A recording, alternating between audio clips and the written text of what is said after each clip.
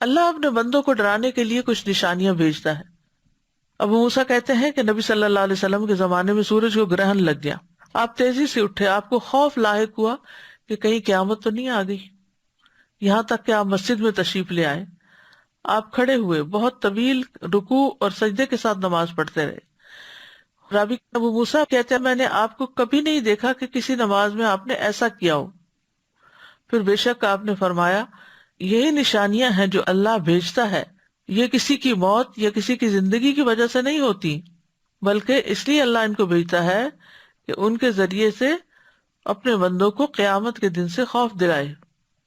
تو اس سے کیا پتہ چلتا ہے کہ اللہ تعالیٰ مختلف طرح کے حالات، واقعات دنیا میں اس طرح پیدا کرتا ہے تاکہ لوگ اللہ کی طرف رجوع کریں، اللہ کی طرف پلٹیں اور اللہ سے ہدایت مانگیں، اپنے گناہوں پر توبہ کریں اور اللہ کے سامنے کھڑے ہونے سے ڈریں۔